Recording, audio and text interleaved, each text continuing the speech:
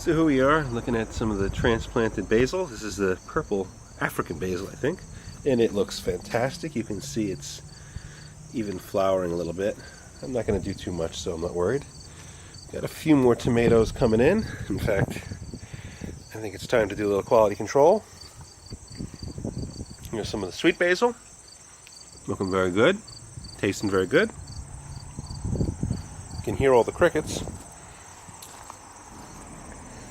And here we have what's left over of the garden. The chickens have been in through here, doing a lot of digging and pulling out stuff. They're just going nuts because there's so many crickets out these days. We've got some zinnias with a grapevine. It's a healthy grapevine too. It's going to kill me to have to tear that out of here, but I'm going to be trimming the lilac bush back a bit because it grows in fast. The grapes did well enough this year that we were able to feed the chickens a bunch of them. They liked them, particularly Sydney. She really liked them. The monumental, the monument, I'll call it, to my old cat Mo. Hence the memorial and the mausoleum known here. And we're just going to take a walk around, see who's out and what they're doing. The girls should be probably hanging out under the lilac bush in the back, but chicken coop's doing well. Oh, the rose bush is all of a sudden taking off. This one's already taken off.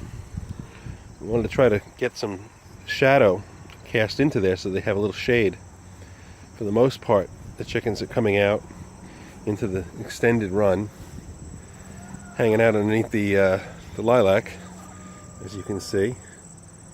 We got some chickens hanging out in there, doing what chickens do. And here's one critter that's out and about. Who's that? That looks like Chica. And Chica's out getting a little bit of kale. She likes her tossed salad for breakfast, I guess. And they're doing a good job. I've been tearing it out and throwing it in the coop, in the run rather, so that they can have some. I got two different kinds. I have a basic curly, and then this one is the blue Russian, I think. And the bed in the back, I'm just about to seed for some spinach to get going in the fall. Hopefully have it into the winter. I plan on putting a tunnel over it. They don't seem to be eating the basil here that I had in the smaller planters. It kind of got crowded. They must be probably root bound, so they're not growing. They're not dying, but they're not growing.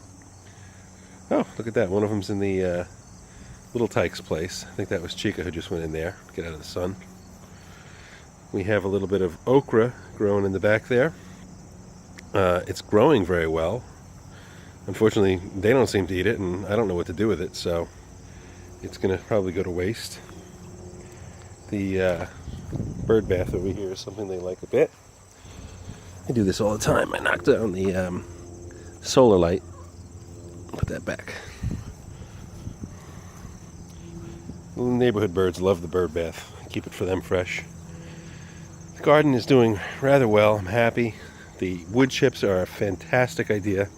So glad I did it. It's sort of a back to Eden concept, which is don't leave the dirt uncovered. It's just breeding ground for weeds, things you don't want. I keep a waterer out here just so that the girls have some water.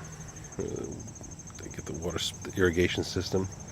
Coming back into here, there's that last gladiola, giving a little burst of color for the fall. It's mid-September. In here we have some butternut squash. There's a blueberry there in the cage.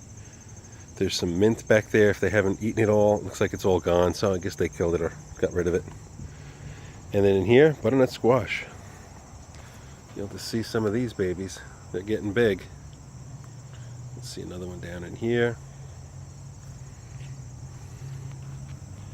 We got a couple of big ones here. Doing real well. Got more. Gonna have a good crop of butternut squash, and the best thing is they last throughout the whole entire winter usually. Put them in the basement. In the back there I planted mustard.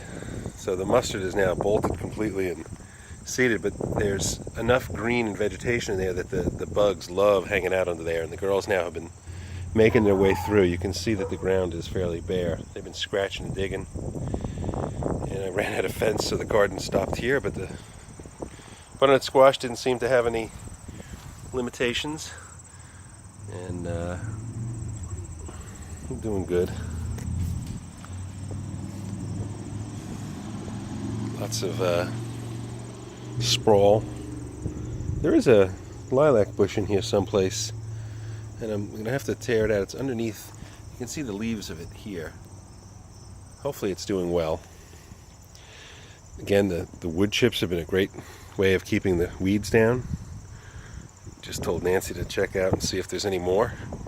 We have one lilac bush here that I can't be sure about. If I put my hand here, you'll see there is a decent amount of growth. It looks green at the tips. So I think it's okay, but the leaves fell off it early. I'm hoping it's going to be okay. The Cupidum garage, the Garage Mahal is pretty much past perfect. It's got some grass in there, some hostas and gladiolas. We had vinca growing crazy here. We'll do something about that. But otherwise, we've got, whoops, sorry about that. The Cupidum looking good. Girls were hanging out underneath the lilac just to stay out of the sun. There's grapes growing on the fence.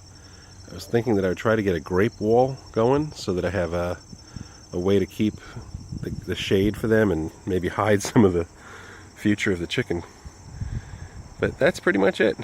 Another day at the homestead here in Oakdale, and let's pan up. This is a beautiful, beautiful day.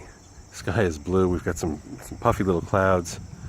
We've got people in Florida that are probably wishing they could see some sunlight right now. But things are good.